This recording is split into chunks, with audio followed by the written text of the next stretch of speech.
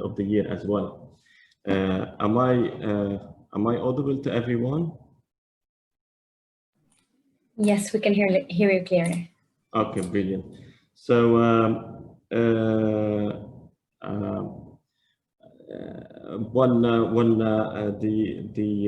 the colleagues actually in FinTech Galaxy came to me. So I was thinking of more of giving some advices, which is more on how everyone actually is what the impact first of COVID, what COVID challenge actually, and what have changed, especially in the financial services, and also to give you some advice on some blended experience of or what you hear a lot in the market today, and how the behavior of your customer have been changing a lot, or at least the behavior of your customer. So which means today, if you're working with B2B and selling to B, and they're working with the C, so whatever actually you are proposing as ideas or experience or, at the end of the day, it resides with a C, with a customer. And this customer is changed a lot, especially this year with the pandemic. And also this customer is expecting also from your customer, which is the B, a different way of engagement and different experience, which land in all what you are trying to win today in this competition, whether it's from lending, especially when we talk about, let's say, digital lending, which is a big shift today for banking. So whether it's with the competition of the others, knowing your customer, or the other also topics. So mainly today, I would like to have also from you more of a question, if my background and my experience help. So to give you a little bit about my experience. So my experience is I've been consultant. I've been also sales leader for many companies. One of them was Gartner for research, and recently with Forrester as well. So I have a lot of this blended experience dealing with customer, helping B to succeed with C, helping technology company, and also helping end user in succeeding with their technology decisions.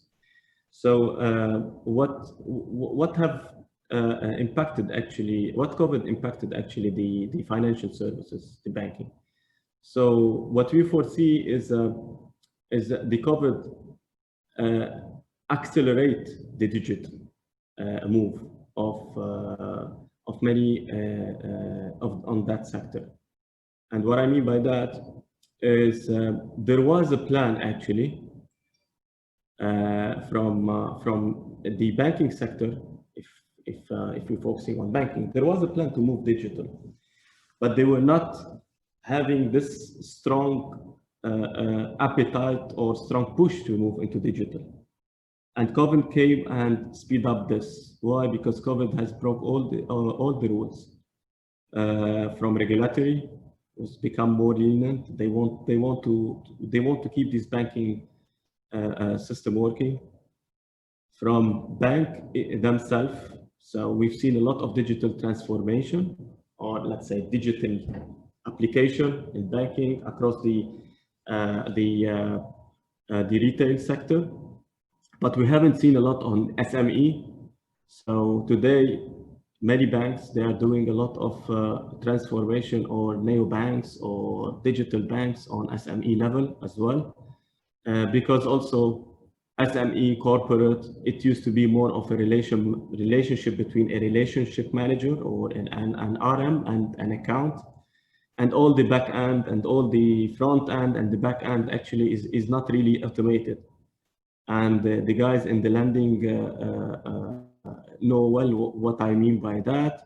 So if you're automating a retail banking and lending, so you can easily put a scorecard actually, or let's say a scoring system of this application, which could be, doesn't mean easily, but you can automate a scoring risk application. And then let's say you can put some criteria with risk team, and then let's say it can work on immediate approval or not based on this criteria.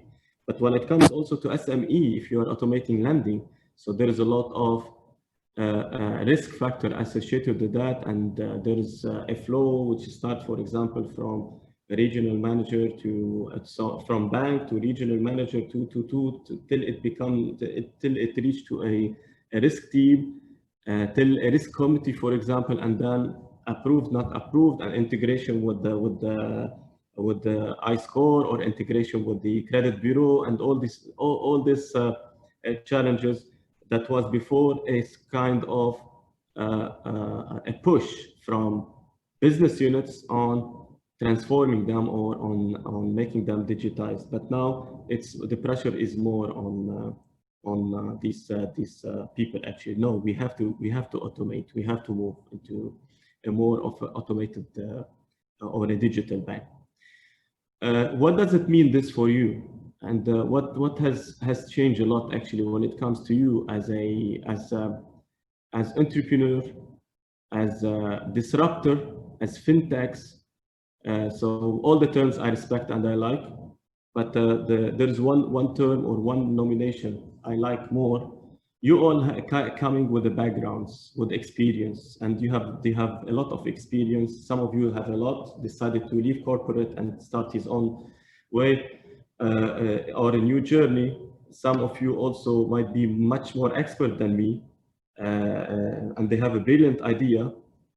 But what does it mean also today for if you want really to succeed and you want really to acquire, let's say, and win accounts, especially in banking? What does it mean for you?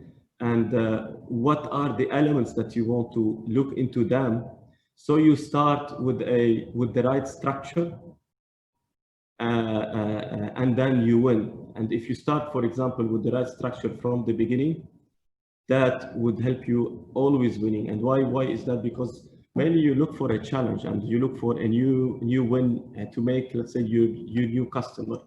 And maybe some of you have customer already, and this is now transforming. So you have customer and you have customer of your customer. So you are working B2B2C, but this is also transforming nowadays. And also with regards to the ones that they don't have customer, but they're looking, for example, to deliver a POC and then win a customer.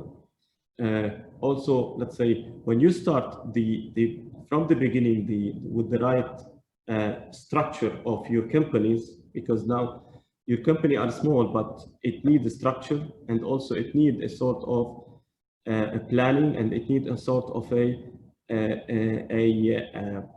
combination of your revenue engines that make your success. And I will come to that in a few minutes. So today, your customer or your customer, the behavior of them is changing a lot. And what I mean by that, so it's a different world.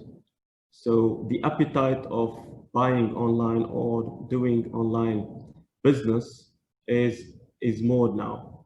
If it's not more, it's, let's say, because COVID also impacted, and also there will be new set of rules and regulation that it might actually impose on having, for example, a more of this type of payment or this type of lendings, or the type of that is going to become more and more contactless, and it's going to become more and more digitally accessed or digitally processed. So the successful one that we foresee from the disruptors, which is the term that I like to name actually the startups, so disruptors. And why disruptors? Because they have ideas that resonate, and they are much more agile than a huge bank or than a small bank to come with these ideas and do them. And these disruptors, they're coming also from backgrounds of knowing the issue and knowing let's say, that they experienced by themselves the issue and they came with the results or they came with ideas. But when they want to structure and they want to make really a success, they have to align their revenue engines, which are the sales, marketing, and product. So today, maybe half of you or most of you, they don't have marketing, they don't have sales, and they don't have product managers. They do the three of them, right? So if I'm a disruptor today, so yeah, definitely, if I start with certain ideas that has really a big impact, so I will be playing the role of marketing, I will be playing the role of sales, and will be playing the role of product as well. But when I start with the right structure, this means, let's say, I am putting myself from the beginning on the right track, and my chances actually to win businesses or to win and convince to have a partnership will become higher and higher. Why? Because I'm already structured. I know what do I want to what I want to do, and I know also what I want to achieve. And these are also part of what you always hear about your go-to-market strategy, your success in terms of, let's say, winning business, your product portfolio management, for example, or your product management, or your product and what address your product. But there is a very important element here that resides in these three as well, okay, is your buyer, which is the central of these three. So if you're through your marketing, sales, and the product management, if you are targeting very well your buyer and you are addressing your buyer needs, you will have the chances actually to win more than anyone or any competitor. Okay, and what is today in your buyer?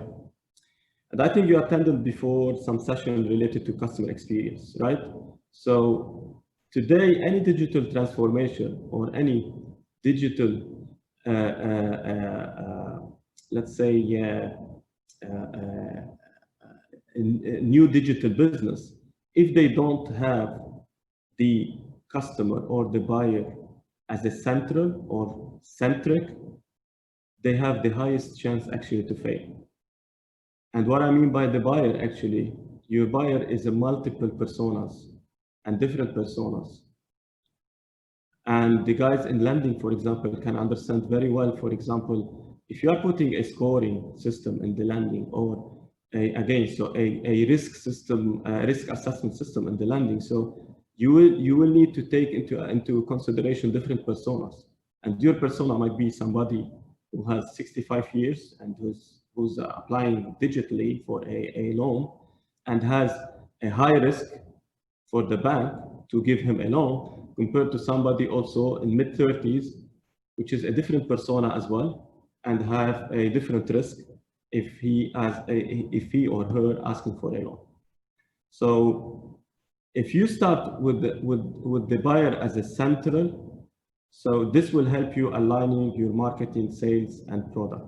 And this will help you also aligning more and more the way you want to target and do your customer, and the way you are going to take this disruptive company, whether it's fintech or regtech or the way you are going to take it to the next level.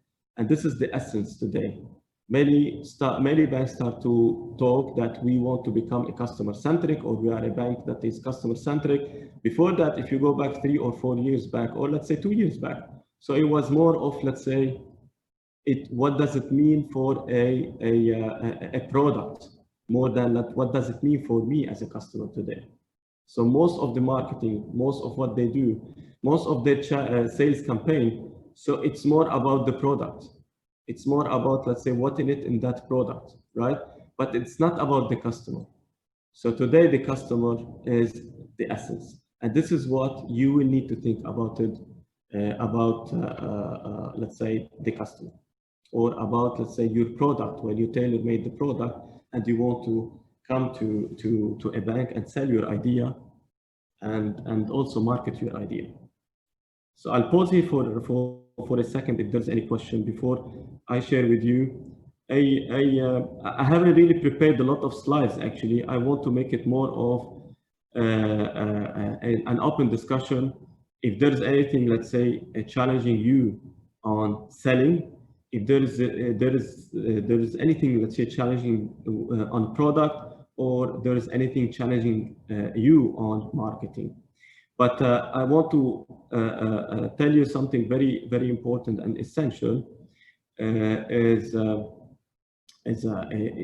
more about the idea of my personal experience as well, because I've been also an entrepreneur for a certain period. I coach from time to time also as let's say disruptors.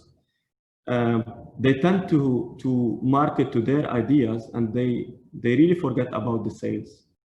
And if you look to most successful companies, what drive them actually really to become very successful is sales. So this is what I always give an advice actually to when I coach a startup. So I ask him, actually, tell me more about your product, and then tell me more about your sales strategy, and tell me more about your marketing strategy. But if you don't have a sales strategy, then you are risking your idea big time. And sales is always essence and core. And sales is not only about, let's say, pipeline and sales and sales stages but also, let's say, how are you going to sell your ideas as well? And if you don't have that strategy for them, you are risking actually your brilliant idea. And so many companies actually, they have brilliant ideas, but they don't have the right marketing for them. They have brilliant products, robust product, but they fail because they couldn't have a very good sales, and they couldn't have a very good marketing aligned with this product. So I'll pause it for a second if anyone has a question.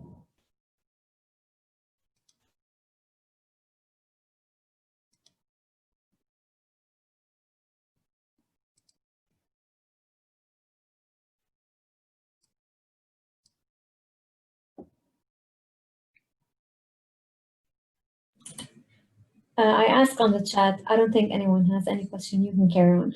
Okay. The chat is closed actually. Oh, sorry. Yeah. No, it's because you're sharing your screen. Maybe sometimes. Have you gave me a? Yes, your co-host. Okay. Now I can share the screen.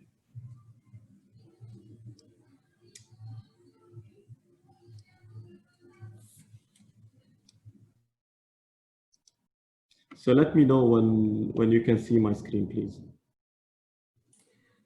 Yes, we can.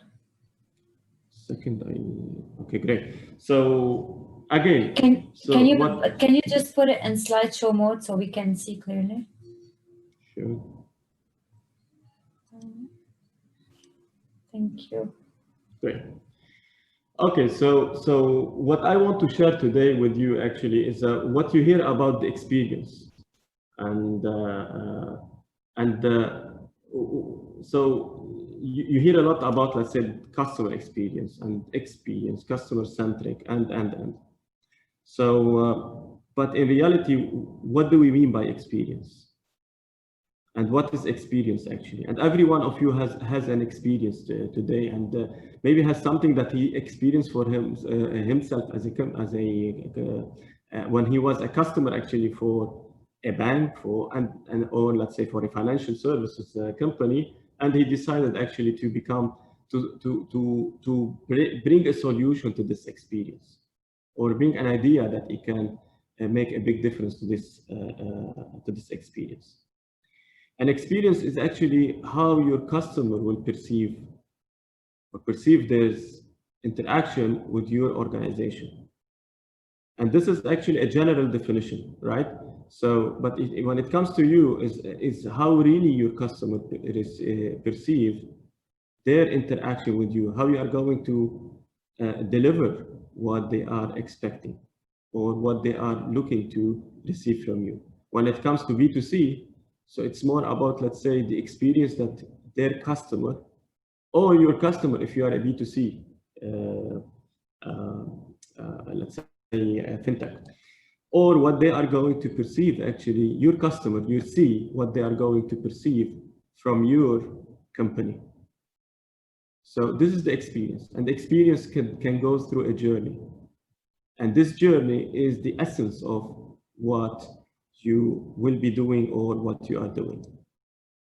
So, and the experience itself, it is divided into 3 E's. And this 3 E's, many companies, they look into the first 2, the effectiveness and the ease. Okay? And they forgot about the third one. So a full experience, a complete experience cannot be with disregarding actually or forgetting about the emotion. And the 3 E's are the effectiveness. So also think about when you are presenting any of your ideas or any of what you have as a product or as a solution for banks, for your potential clients, okay, how this is effective and their customers or your customer can get value from the experience, okay, and also how easy it is. So how your customer or their customer actually they can get value, and they can really enjoy the experience without any difficulties. I've seen a lot of we do a lot of digital review of banking application, and I've seen really a lot of. I have myself experienced a digital application for a bank, and it really took me ages actually to get to understand how this application works. And though I'm not, let's say, and from the old school, I'm between the age of the millennial and, let's say, the old school, in between embracing technology, right? So, but I've seen a lot of those actually that really you struggle actually to check one statement or to check or to do one transaction through this digital application or through, let's say, this mobile application of a bank. So then then it's not really, it cannot ease actually the life of the customer. And this also something that you definitely in your plan and your thinking when you're providing, for example, a digital lending solution or KYC or any fintech solution. But the most important also element is how your customer feel when he's engaged by the experience. This is something that it's a highly turning point actually for any digital transformation. And why, or any experience or any customer experience that you are providing through a digital experience or through a digital channel. And why? Because emotion, if I'm not emotionally attracted to this, if I don't like it, if I don't love this application, for example, I would never use it, right? If it's not, let's say, targeted on what I like or what I like to see as a persona, as a person that, let's say, use this application, if I'm applying for a loan so I would not be attached to it emotionally, and emotionally can really create a really good retention, and it can really fail down actually a company or, let's say, a solution or a service, right? So a bank might really fail if to have a digital utilization from its customer, if the customer, they don't see this application or this, let's say, digital application targeting, effectiveness, ease, and emotion. Okay? Then a lot of you actually, they developed strategies, and a lot of you, they have let's say ideas and a strategy to that, let's say, translated into a company and into a solution and into a product. So you always start with the three elements, okay, and which is, let's say, your business strategy, your business, and then what will be actually your brand promise, and what is your customer need. And the more importantly, actually, with this is actually if you all together can create really a customer vision, and how you are going to link all these together, and how you are going to address all these three things actually when you put your customer in the center. And this is very important for your product. So whenever you create a product, sometimes you consider yourself as the customer. Or many times you consider yourself as a customer. You do the business requirement, you give them to a developer. Can you do this, for example, for me? Great. Okay. Yeah, I have the application. You go and present it, for example, in a challenge, and oops, but yeah, somebody else, for example, will it. But why? Ask yourself always why. Ask yourself also and always, did I put actually my customer in the center? And did I also address the right persona when I presented this or not? So this is actually when you really can create from your idea a really memorable story of the intended experience. So whenever you want to achieve those, so you are always need to rethink and rethink actually, is it putting the customer in the middle or in the core of what I'm doing, and is it actually putting the persona in the middle of what I am doing? There's a lot actually we can talk about customer centricity and how banks are really moving today into customer centricity. But here I'm combining a little bit of CX plus a product, because when you design your product, if you really do a very good CX to this product as well, if you put yourself in the shoes of different persona or the journey of that, so this will make your product succeed, and this will make also your sales succeed and your marketing succeed. And why I'm talking about that, because you will be really addressing where is the really current challenge and where does this sit in the journey of the customer. And when you do all these phases, for example, or all these sometimes you don't have to do them all these steps. Sometimes let's say build a roadmap and then work on certain personas and then establish your ecosystem mapping. You will have the job done. But I am highlighting to you something, let's say, also to give you, let's say, the view from the different angle of, let's say, what the banks are really looking for today, and what they are also, what they are trying to look in terms of, okay, so are we really addressing the customer in the right way, or we are failing actually to address our customer and we need to be more customer centric? And then let's go back, and they go back actually from the customer to the strategy and to the business strategy, the brand promise, and what really the customer need today, and they create this vision.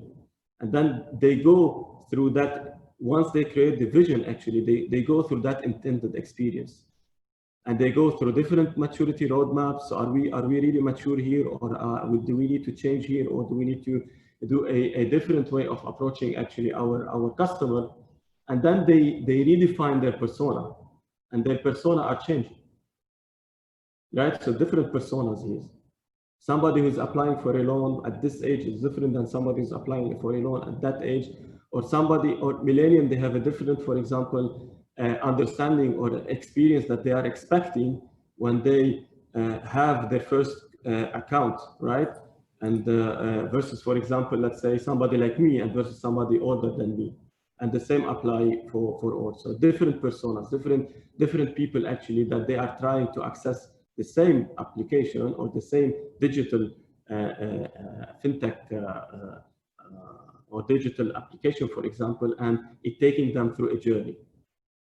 Then also when you redefine the persona, so are we really having or mapping actually in the right way our ecosystem? And then you dig down into the journey mapping. So the journey of that customer, how is going to take that journey, and where really there is a need of changes, and where really we lack, and where really we succeeded. And then once you define actually really where's the areas that it need improvement, then you define your atlas. And the atlas is, or the journey atlas of your product or of your customer is more of, let's say, where does the priority sit today? So is it if just a full lending solution, or their challenge today is they want, for example, to acquire a different target a different kind of persona, which it does not exist before. And the persona might be, for example, an unbanked, right? So somebody who doesn't have an account, let's say, and they want to target these people actually who's unbanked. They never have any interaction with the banks, but also they use digital services. Any questions so far?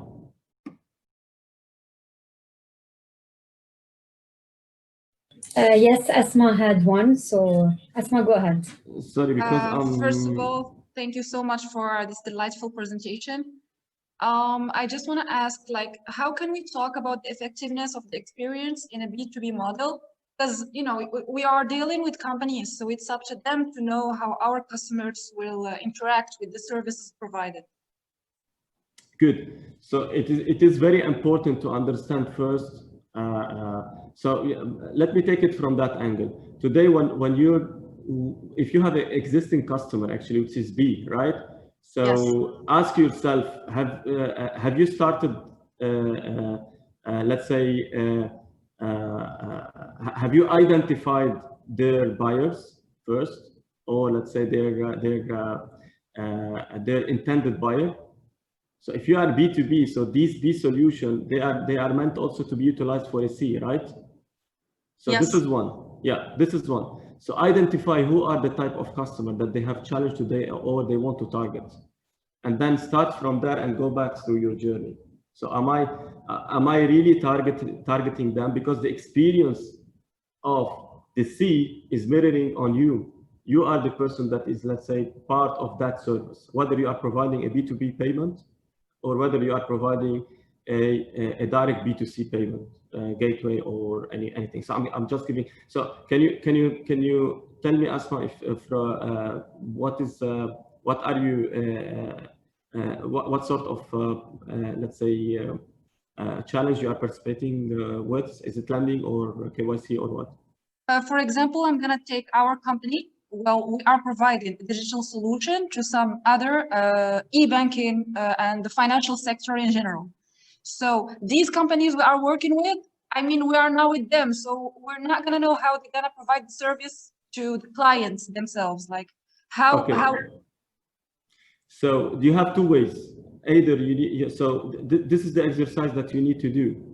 So you need to think about actually their buyer, okay, their customer, and you need to think about them as your customer. Okay, so if it is more of, let's say, B2B, so your customer is the bank, and then it stopped there based on your solution, then yes. Let's say you have to map, or you have to work on, let's say, that potential user and that potential buyer, how they are perceiving your solution from effectiveness, from ease, and from emotion. So are they really like what you are providing them? Yeah, exactly. But what if we are answering already the needs of the customers themselves? I mean, we already know what our customers want. It's like B2B2C. But the fact that we are giving these services to the other companies and they're the ones who are dealing directly with the clients, we don't know exactly how it's gonna go. We don't know their interaction, so we are not like face to face. We don't know how things go out there.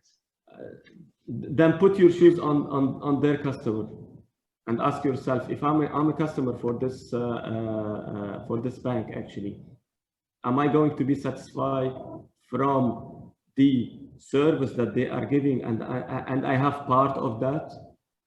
So am I doing the right things? So this is what you need to do, and this is based on actually the journey, the buyer journey, and I have a slide to share actually in the coming slides. So it's more about the buyer journey. So always put yourself in the buyer journey. So I speak with a lot of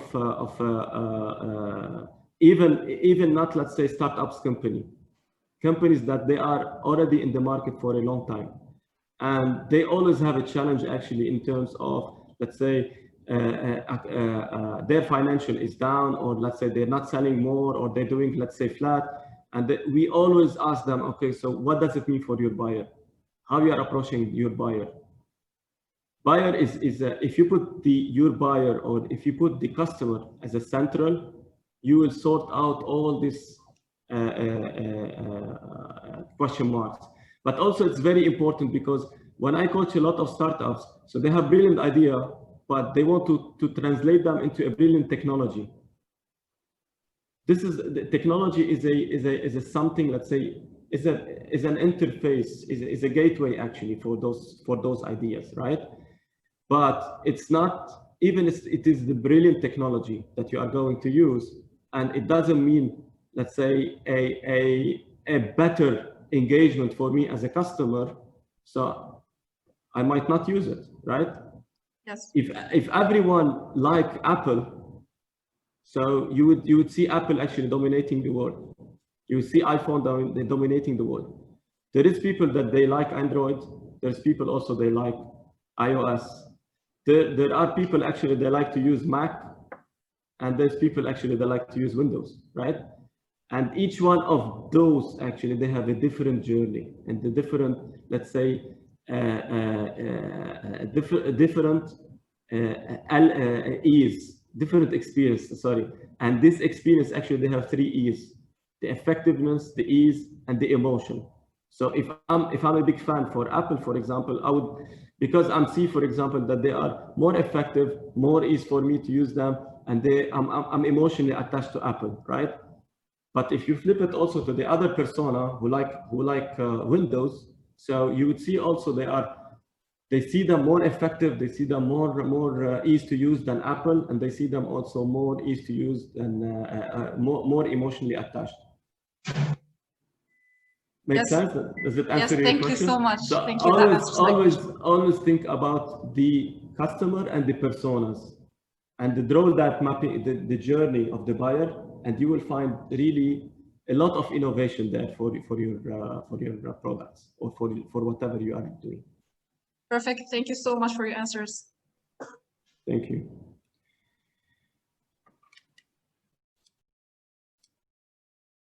So again, so when I work with also mid-sized companies who, let's say, already in the phase of they got a lot of series A, B, and they intend actually to either exit, or they intend also to go IPO or private equity. So I always use this actually. Do you know your revenue engines?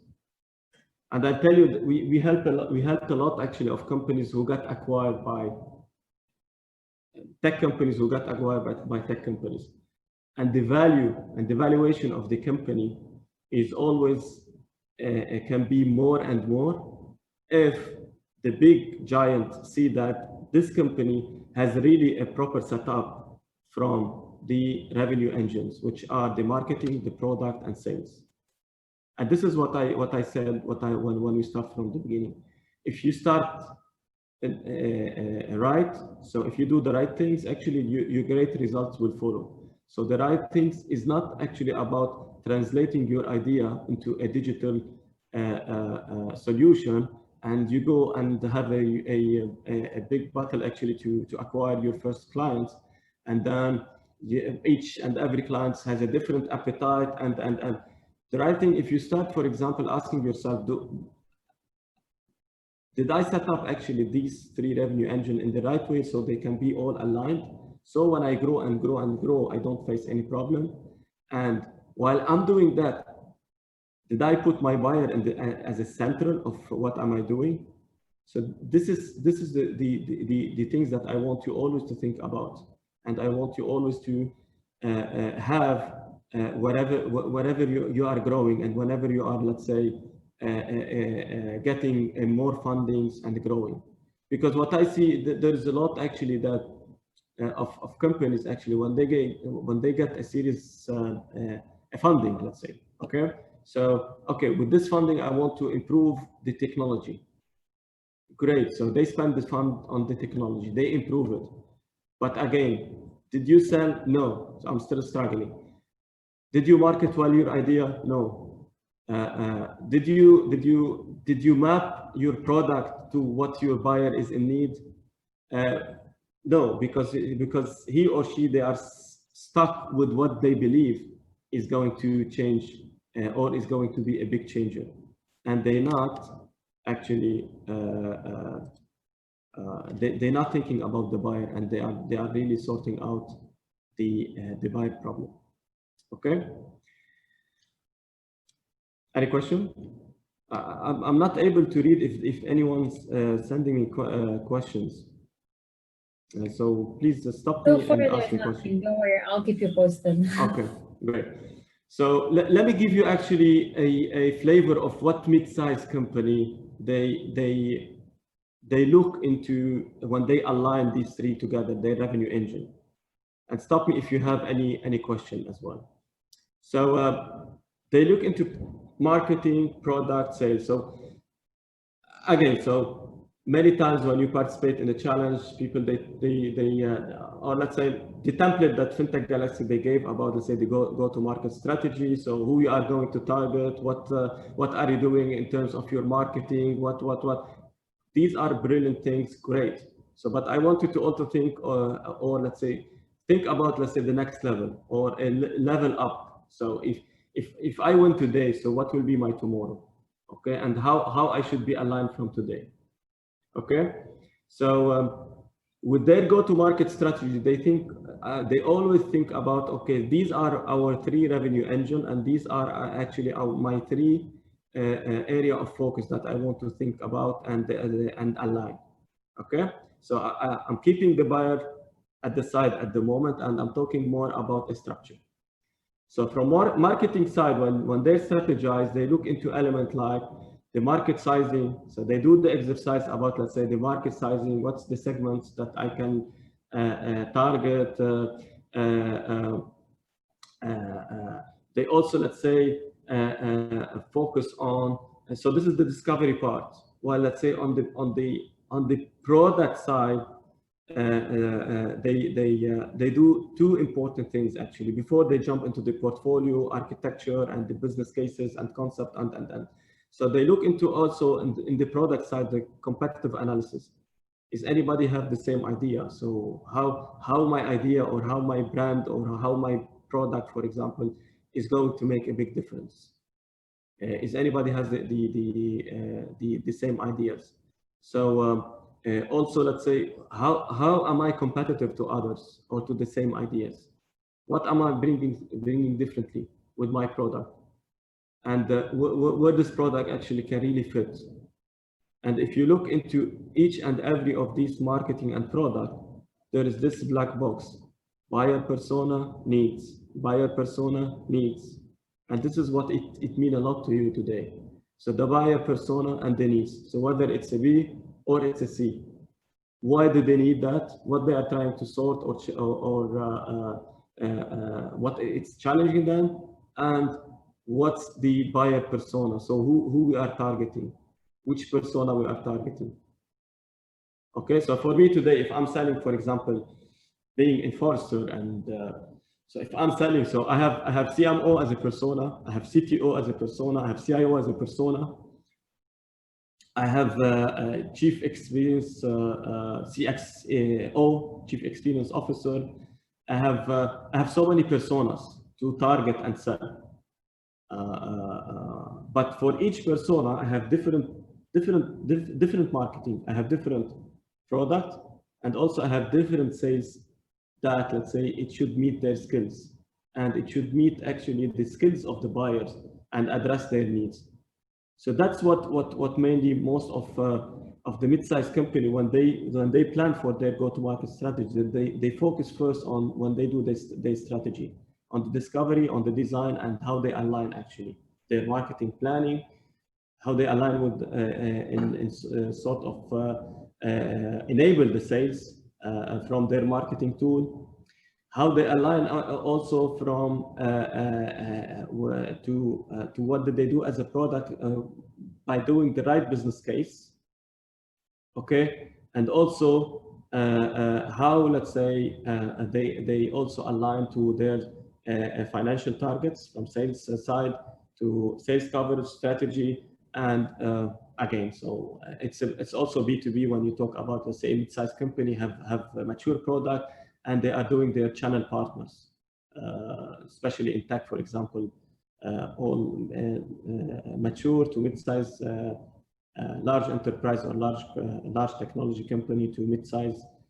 They work a lot with the channel partner and with partners, right? So then they go to the execution side, then they go also to the growth side, and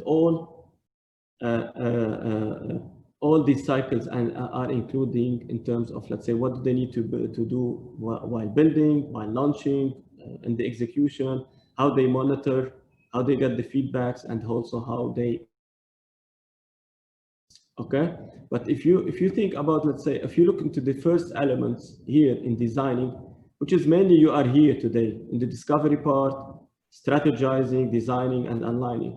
You see that the first thing that these successful mid-sized company to large company, what do? Actually, they put the buyer persona and the needs in their marketing and their products as essential. Questions?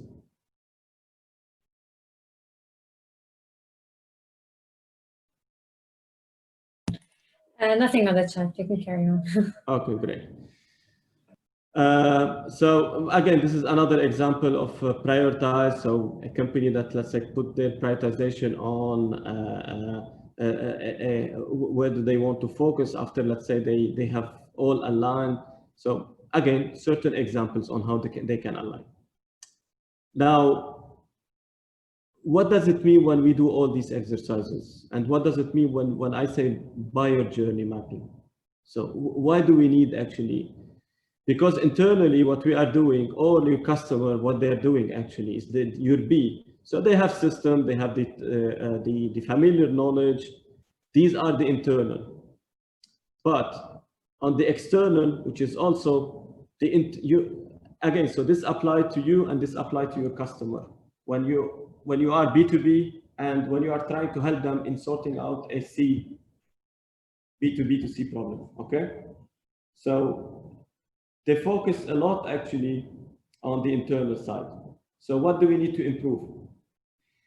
I can guarantee to you actually moving forward, 2021, nobody will be focusing anymore on the internal.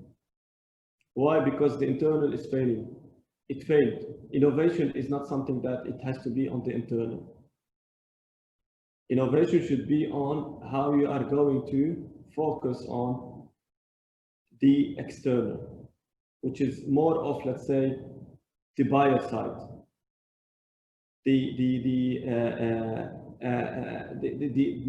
Trying to understand actually what's in the mind of the customer and how I can move my enterprise or move my solution into more of a customer centering. And this requires a lot of work from validating the buyer personas, from doing the primary researches, interviewing, let's say, the customer, interviewing the buyer, trying to assess actually what changed now. And especially again to Asma's question. So if you're working with a B buyer, for example, so why do you need to do that? What has changed today in your customer? why do you believe you are losing market share today? Or why are you losing actually customer retention? What has changed? Right? So, and then if you sit more with your buyer or potential buyer and do this discussion, and also do the surveys on, let's say, what really changed, you are going more into focusing on the real buyer journey mapping.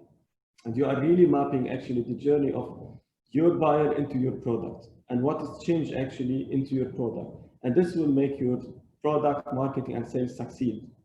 Why? Because you started the innovation from customer side rather than from system side or technology side. Many digital transformation failed before or continue failing. Why? Because they're putting a lot of focus on technology. There's a lot of banks that they are revisiting today their digital strategy. Why? Or what they have done across all the omni channels. And why? Because it fails. It just the bank have put a lot of money on automating all the processes, internal processes, and put them on different delivery on different channels. For example, from mobile to web to also to the different, let's say, medium of channels. But it fails because at the end of the day, they haven't addressed the customer need. Myself as a sales today, I will fail. My team will fail if they don't address the new buyer journey, if they don't map actually to the new buyer journey, if they don't map to what it make them successful versus, let's say we change on the product or we change on the system and now it's great, right? So it's like a sales that he doesn't have actually leads, he doesn't have a LinkedIn account, and you gave him a LinkedIn account and he thought that, okay, great, so I transformed today and I can get more leads, but he doesn't know how to address his customer when he writes, for example, a prospecting message to get the attention of prospect, right? So this is what I mean actually by understanding the buyer journey or understanding your target persona and map all what you are doing to them. So it's not about technology, it's not about what you are trying to sort out. It's more about the essence. Start from this essence. So also, this might answer some of what you ask actually, Asma. So we always think about, okay, so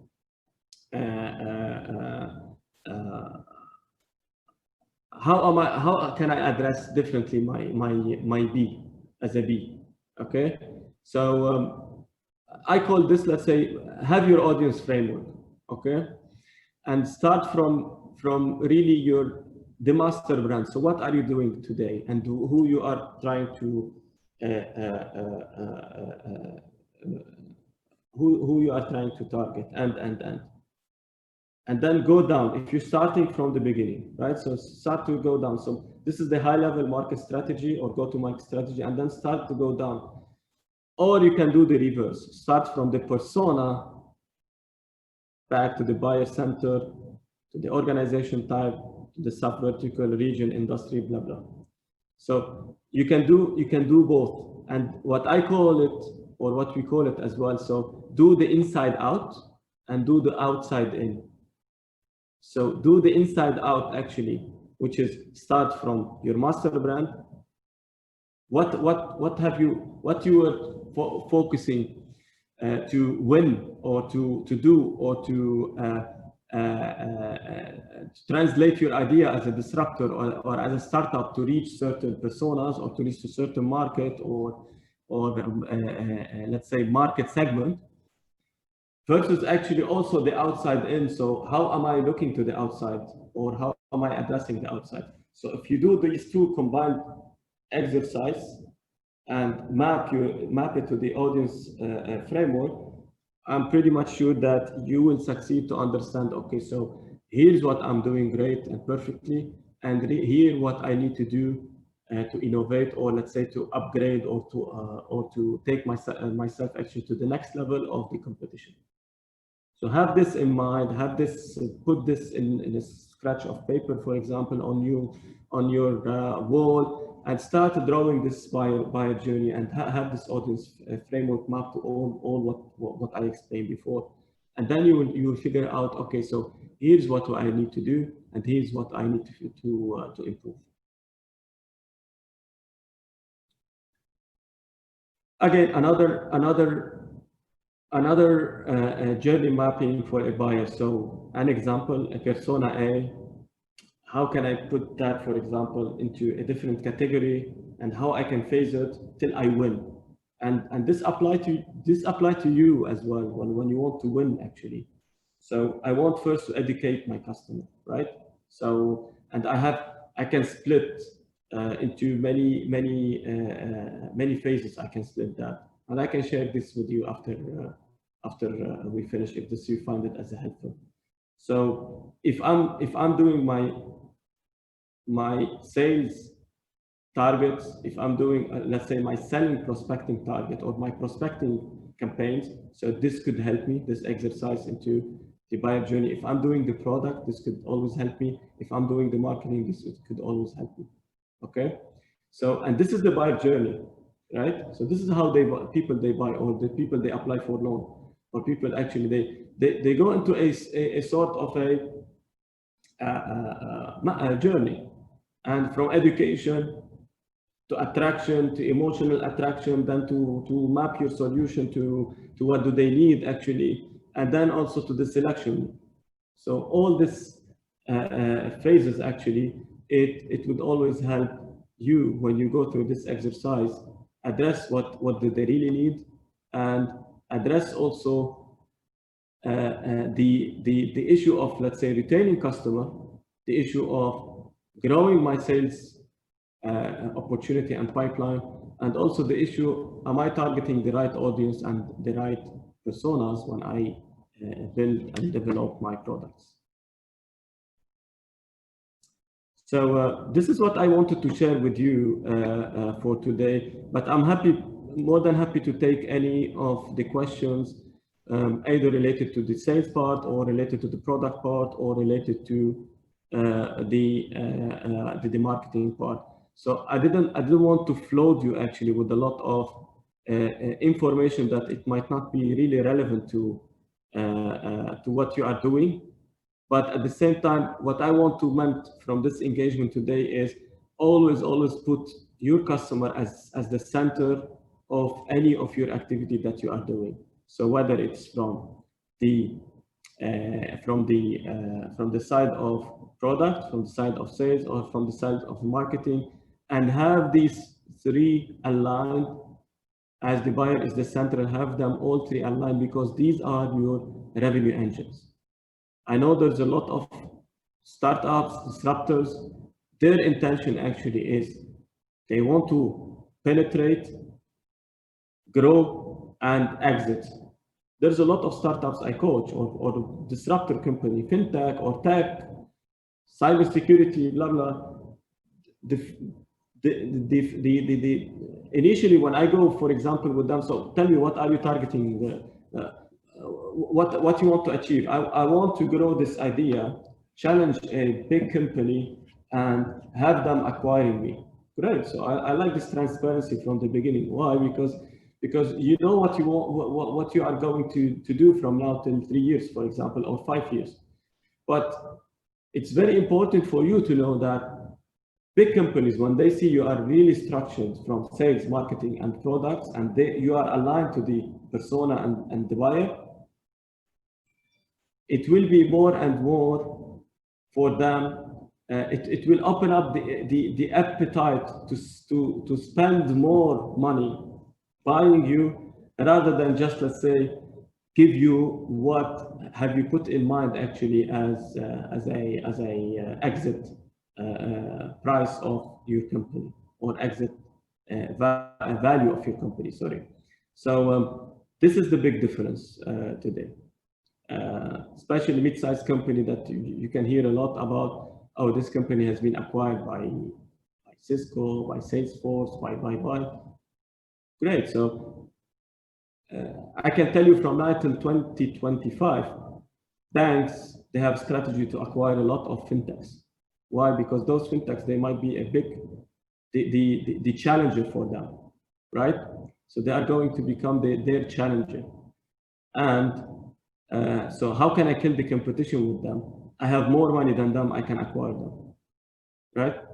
But when you have all the structures aligned and you keep innovating with your buyer and your customer as the center of everything that you do, your valuation will increase and increase and increase. And why your valuation increase? Because customer value you and they retain because you understand what do they need by this experience from effectiveness, from ease, and from emotion.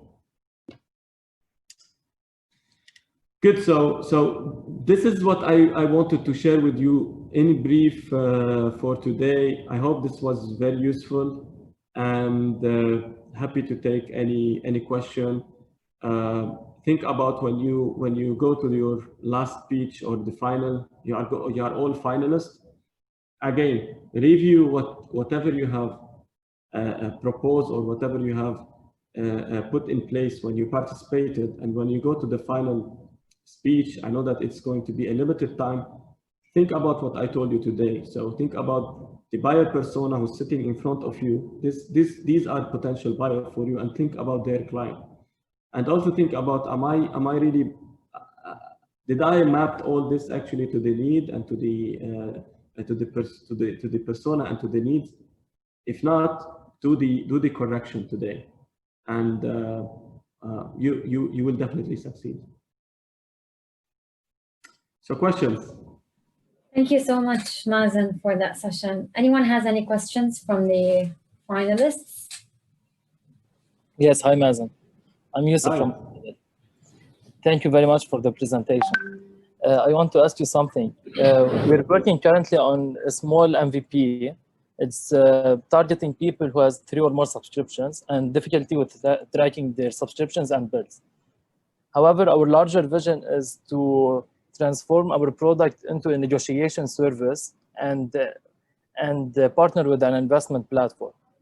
Should we focus now on selling the vision of tracking and monitoring and saving money regarding recurring payments, or selling the larger vision and using the small niche market in order to grow into the larger vision? See, if you, this is a very good question, actually. Thanks, Yusuf. If I'm an investor or if I'm actually somebody who's sitting, for example, and want to judge you, I would judge you not only on this competition, because on this competition, for example, it will be more of benchmark you with the others, right? So have you addressed my challenge? Have you addressed what I'm in need of? If I'm an investor, I would also look into the bigger fish, or let's say the bigger opportunity for me with you.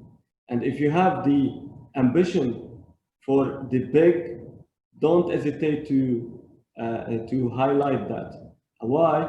Because as an investor, actually today, I would really like, if I partner with you, where are you going to take me?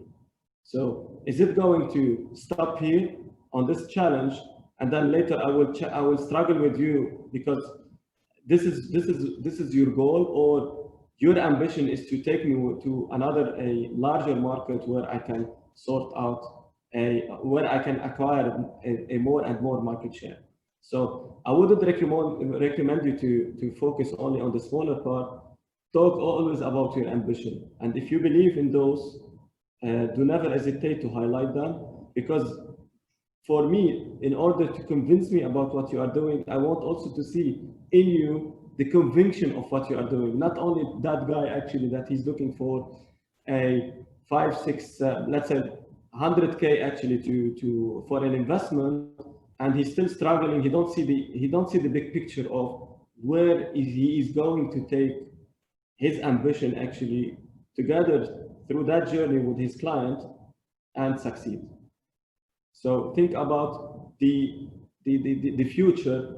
Don't think also about, or don't highlight only the current challenge. Think about the future. These what your customer would like to see in you when you pitch, or when you, let's say, sell your idea. This is what it will be, the emotion part as well, that your customer will be attached. they will remember that. They will remember that I'm gonna go with him into the space, right?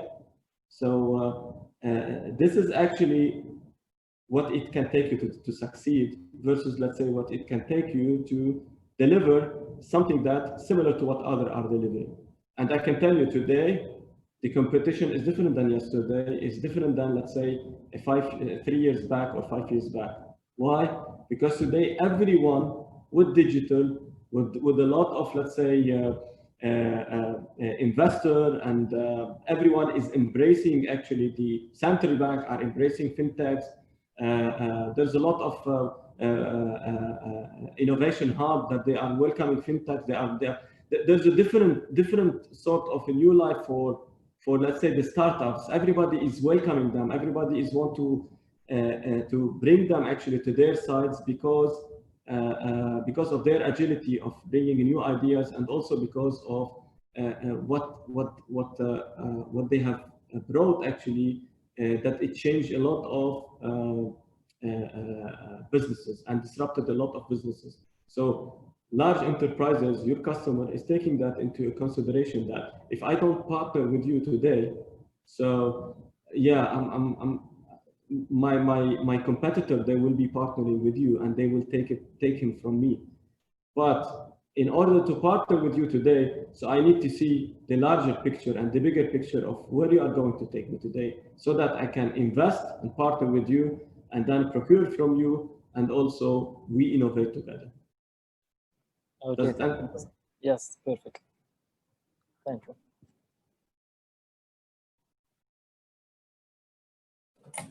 Any other questions, guys?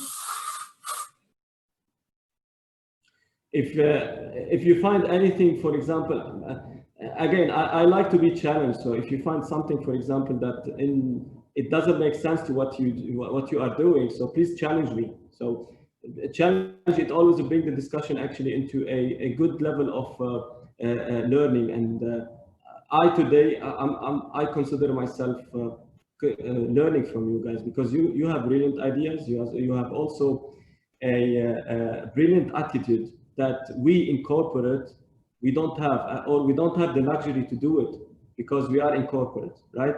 So we cannot do a lot of these agility that you have today because we are in corporate, and this is your opportunity. You can really disrupt corporates. You can really disrupt enterprises because they don't have the luxury and the ability and the agility actually to do it. So challenge me. One more thing, sorry, but not Sure. to challenge me. Welcome. Okay. We're currently, our model is to target business to consumers, but there is also a very large potential for business to business when talking to investors, by telling them that we can also in the future target business to business and not business to consumer.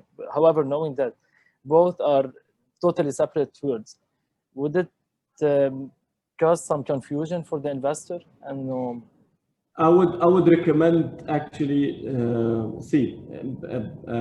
if the model works. There's a lot of models. There is model that by itself work as B2B can never be extended to C, because for example, the way you work is only, let's say, stop here at the B, and it doesn't go to C because your B is providing the C, right? So if this is let's say the segment, or if this is the nature of your idea and your area of focus that you started with, continue on doing that. Don't, for example, okay, so I failed in B2C, that I can go to B2B. But more importantly, what make you really justify what I'm saying now is whether, let's say, you have to focus on B2B or focus on B2C. Do your market analysis. I'm coaching actually a startup in Africa, and one idea it came while I'm doing this let's say session with them. She said to me, "Okay, great. So I have access to all these C-level. I'm gonna float a SurveyMonkey survey. Great. So this is brilliant ideas. So then we built the survey, and we did out of, let's say, 200 C, she has access to them because she worked in corporate and she know a lot of people actually. So you might not have the same, but this doesn't mean, let's say, you cannot do it. But she did survey, and she also, let's say, realized that, okay, so no, I have a huge opportunity in B2C versus, let's say, struggling with B2B, where also I have a lot of competition. But this market is still niche for me, so I go that direction. And immediately she's like, okay, so, and this is what make her actually validate. And if your ideas and your solution could target, let's say, at least at the beginning B2C and succeed, stay there. Don't at any point of time, oh, we fail here, then we shift here, then we fail. I know the startup life actually has a lot of ups and downs, but if you really have done your exercise and you see yourself you can succeed in B2C, don't shift every time, because this will disrupt you, will make you lose the confidence of what you are doing and your ideas. Because in everything, I can tell you today, I can go with a sales rep in my team, and we can sit with a very executive guy with all my selling experience that I have, and I might fail actually to convince this guy. But does it mean that I failed all my life? No. Does it mean, let's say, I'm not meeting my my target? No. So each person, let's say, each target way of selling or target way of succeeding has a lot of failure and success. But if you stick to one area, it's better for you. And then later on, you might have considered, for example, when you grow, when you become solid in B2C, you might have considered, okay, so we gain a lot on the B2C side. So yeah, we can deliver something for the B2B. But if you're still at early stages, don't let's say don't swim like a fish and deviating actually every time from B2C, from B2B, from B2C, from B2B. Here we fail, here we succeed. No, stay straight, and you decide today. I want to stay on B2B or I want to stay on B2C, and have yourself the confidence in, okay, so I am going to continue, and I'm learning to continue to succeed in B2C or in B2B. Okay, thank you again. Thank you. Thank you so much, Mazen, for this session. I think we're a bit short on time for other questions, but in case, guys, you have any, just feel free to email me and I'll forward it to Mazen. I will share with you even the video and the slides when Mazen does. And thank you so much, Mazen.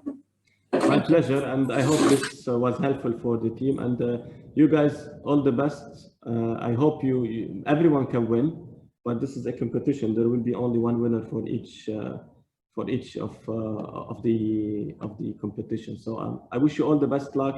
If you win, great. If you don't win, this is not the end of the road. We all fail, and then the most important part is it's not about failure. Sorry, it's more about, let's say, we couldn't succeed, but it's also can help us always to think about, okay, so what it really do actually to succeed in the next competition.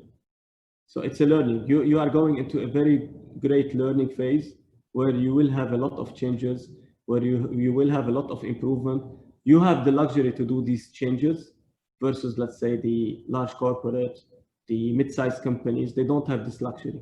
You have the luxury today to do a lot of learning and a lot of these changes. So all the best for everyone. Happy to support anyone in any question or in any advice.